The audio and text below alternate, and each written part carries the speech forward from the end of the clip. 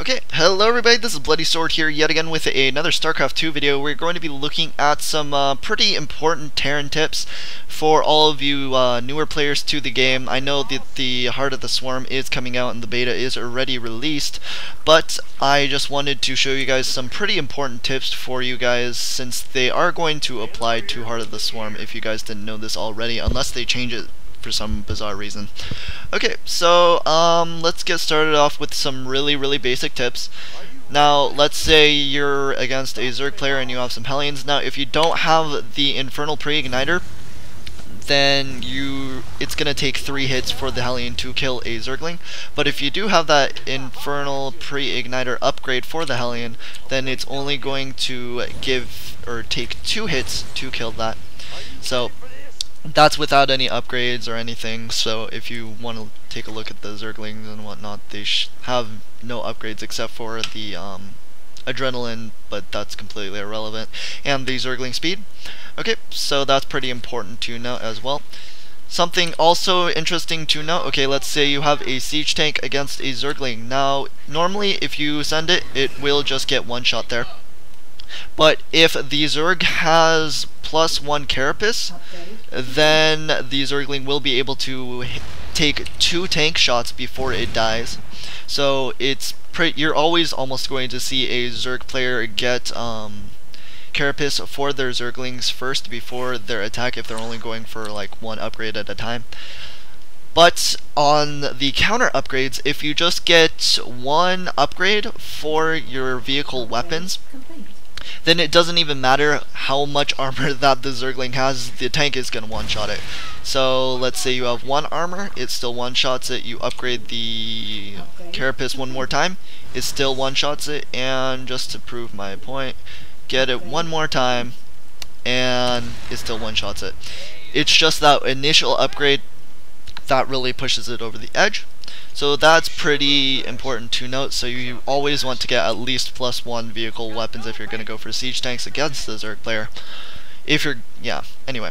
So continuing in, I don't know how many times you guys have dealt with this, but siege tanks and siege tank positioning are pretty much everything in TVT, and it gets really boring sometimes. You'll sit there in like a 30-minute game and you really can't do anything except for macro up and try and drop into his missile turreted base or try and break this siege tank line. Now you can do fancy marine splitting and just spreading out the units to mitigate some of the siege tank damage, or you can use nukes, banshees and whatnot. Now nukes are awesome, but they are kind of interesting to use against siege tanks, I should say, because the range is a little difficult to deal with since it is 13 range for the siege tank. Now if you're just going to use a nuke on top of tanks, if you use it like right on top of it, it's going to be in range of the tank and then you're just going to die. But if you use the little triangles in the center of the nuke radius to position the nuke, then it'll just be out of range and you'll still be able to fire at the tank. So no matter how close or how much the siege tanks want to see or hit them, you can see with the little crosshairs that it's not in range and the siege tanks are going to die. So you can always use nukes to do that. Always back up the Ghost with your own Marines and siege tanks though. Once they unsiege a little bit, you're probably going to need like 3 or 4 nukes to cover all of the siege tanks, and you are going to have to be really careful with that, but it is still a way to break siege lines in the Wings of Liberty. In Heart of the Swarm, I hear Warhounds are just freaking stupid and they just kill everything, so that's going to be kind of irrelevant, but regardless, that's how you can deal with it in Wings of Liberty. Now, okay, I don't know how many times this has happened to you, but you get 6-gated or 4-gated or something against a Protoss player, and it's just really frustrating to deal with, right? They have a bunch of sentries and they force field off your bunkers so you can't repair them. And okay, one thing to note, if they do something stupid and they just force field the bunker, you can still repair the bunker. So let's say you attack it, you can still, or actually you can repair it with that force field still up. So never do that if you're a Protoss player, like ever. But if they're actually smart and they just force field behind it where the SCVs normally go, then, well, you can't. Another thing to note is that you can unload things behind the force fields once they are up. So once these go away, I'll just refresh them. Let's say your bunker's about to die and your marines are all going to die with it unless you unload them most of the time. So you just set the rally point behind the bunker with the force fields and then you just unload. If you unload them all at the same time, they are going to do what it just did. It's gonna go all over the place. One of them will go behind it and the other three are just kind of left for dead as they would try and walk all the way around. So again, going to just be force fielding the bunker. Again, my force fields are kind of off. So if you just unrally them one by one, you can save all of your marines. It takes a little more APM, but just saving your marines is really important, especially since they're going to have probably a lot of zealots attacking the bunker. Something you guys probably already know is turning on auto repair. Just right click on the icon for your SCVs, but you can also use hotkeys for this. It is going to be Alt and the hotkey repair button. For me it's A because I'm using grid, so I'm not really too sure about what it is for you regular control setup users.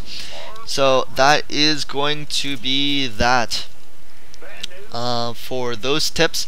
And the last trick that I wanted to show you guys is the marine dropping. You're gonna have medevacs, you're gonna be dropping if you're going to be doing any type of Terran play, actually, really.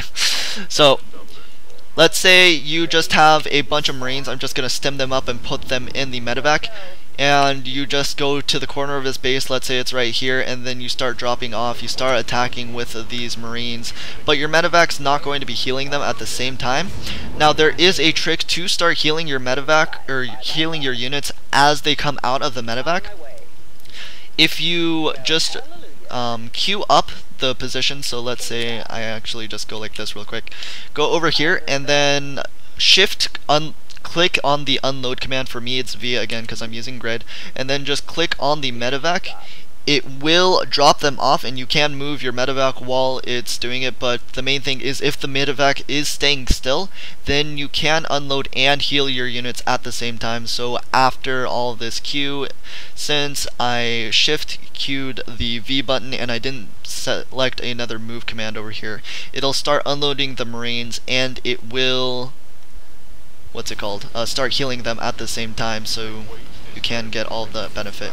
Just showing you guys one more time. Actually, maybe I should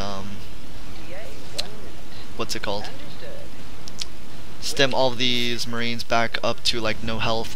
So again, just the regular drop over here. You're going to be unloading, but you can't heal the marines.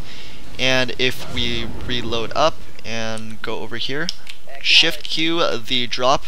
Again, you shift Q the unload all and click on the medevac itself, and then you will start healing up those marines, which is pretty important, especially if you're going to be hiding in the corner and then waiting for them to heal and then just stemming up and running in. So I think that is it for now. If I can think of any more tips and tricks, I will show you guys and put it up later. I hope you guys enjoyed this video, and I'll see you guys later.